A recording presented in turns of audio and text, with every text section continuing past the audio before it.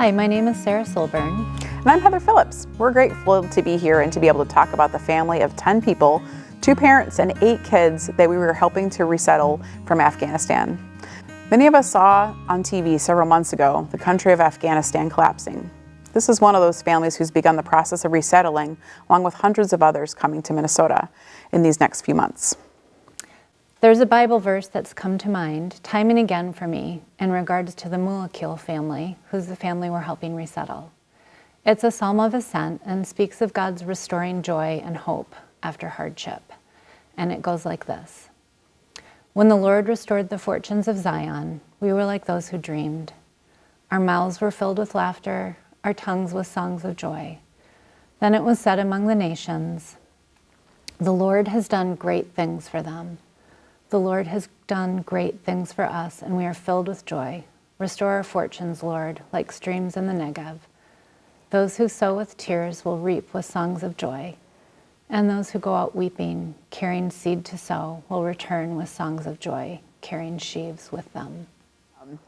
Thank you, Sarah. That verse is beautiful, and it really resonates with me also, too, how we walked through this process with this family. Is there something that you learned now that you didn't know before we started doing this work?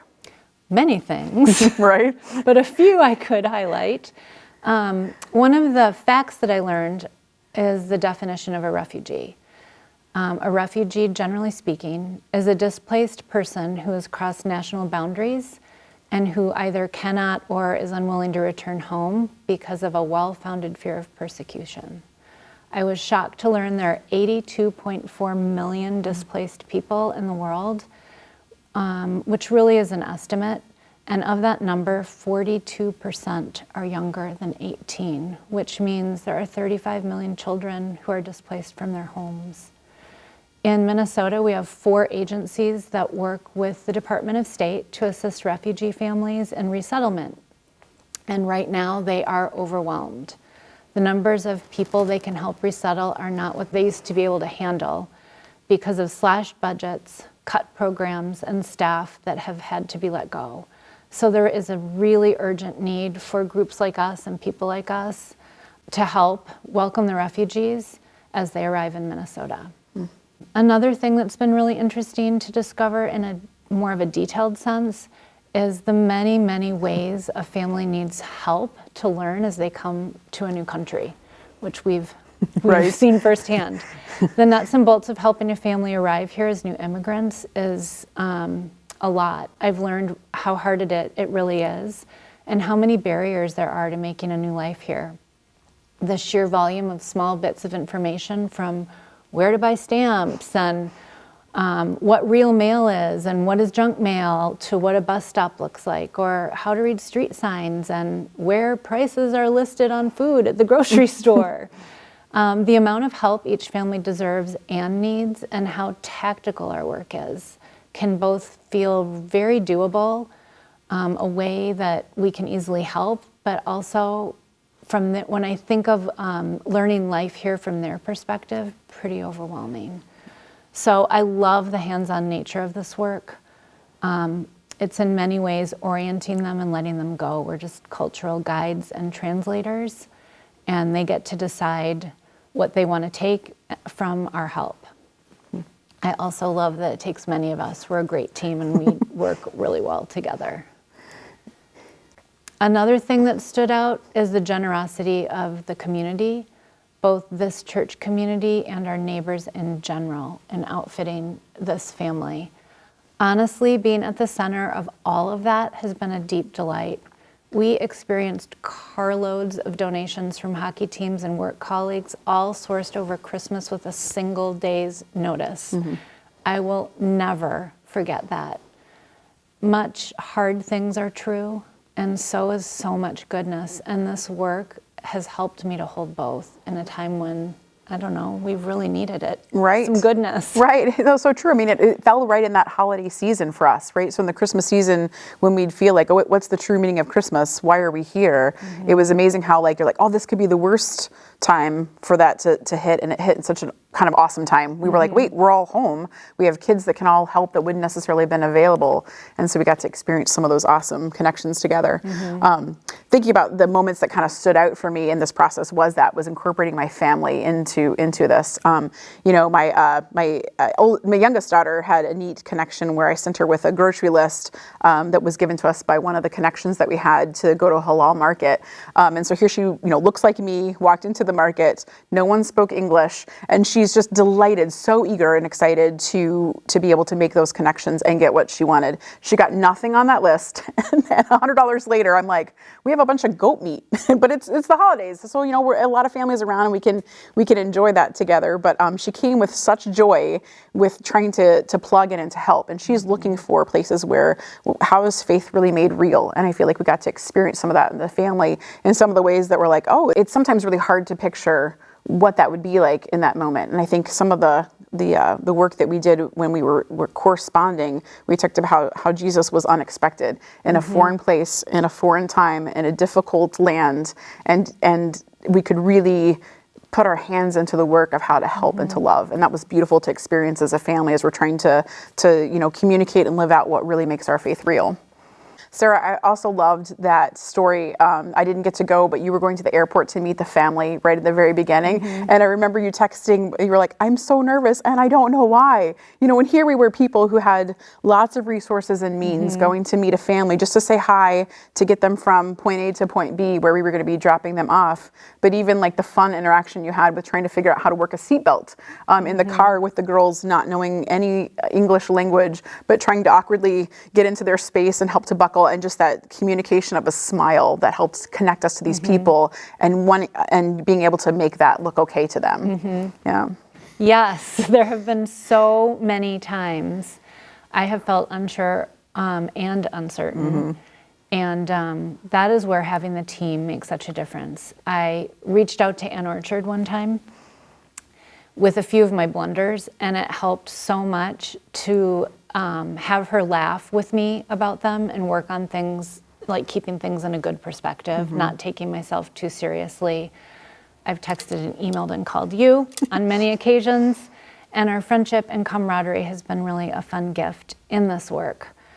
This isn't really about doing the work perfectly, it's about doing it wholeheartedly, and remembering that together is a really good thing. I for sure have circled back to say, sorry, I think I made a mistake. And that's been good. Yeah.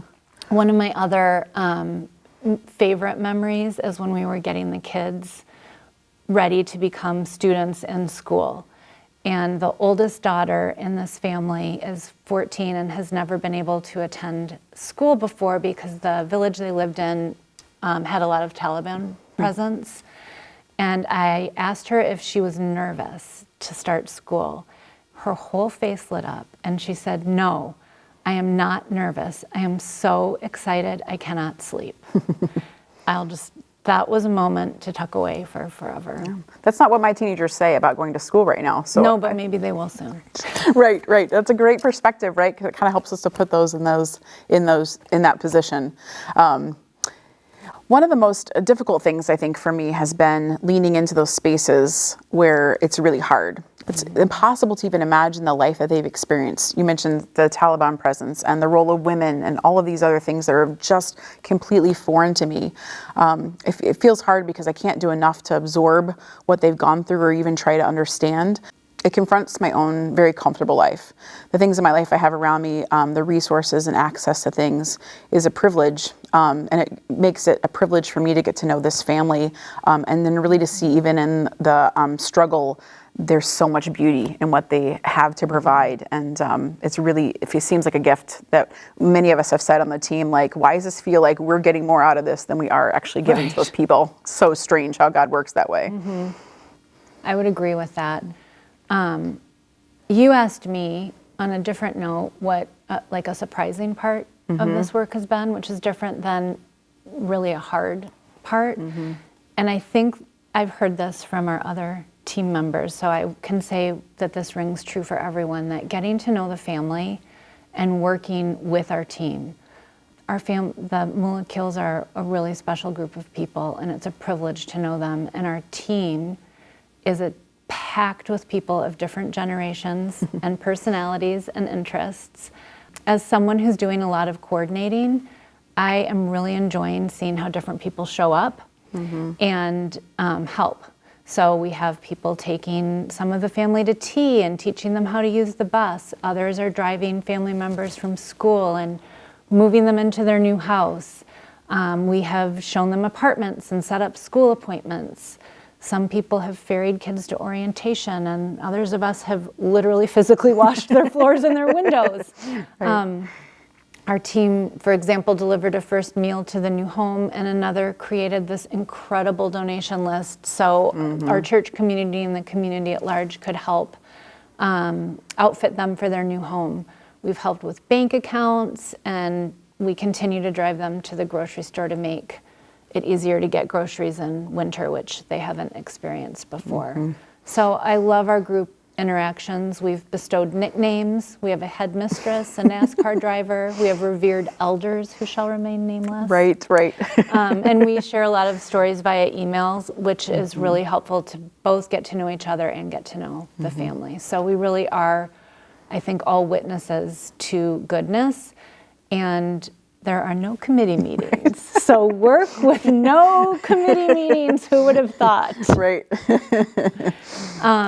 I think one other thing that I would highlight is that I've always wondered, as someone who loves history and loves reading, how I would react to a moment in time that I think will be part of the historical record, both the historical record at large and also just maybe even a individual family's private story.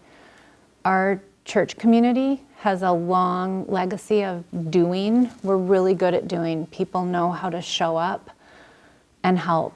And I think especially about the number of people from the colonial community who, for example, welcomed refugees from the Vietnam War era to their homes and their apartments and helped them relocate here to Minnesota. I think of Babs Wheeler's family, who after World War II drove refugees from the East Coast to Minnesota to gather around her dining room table. It was such a great kickoff story as we all got together and talked about that. Yeah, when that was she shared that. Yeah. And then those people could begin a new life here. And it feels so good to show up and do something to help specific people and this family that we now know and love. I was raised by parents who recited John Wesley's "Do all the good you can, in all the places you can, for all the people you can, for how long as you ever can," all the time, really. And this work feels like that. It's been balm to me to do it.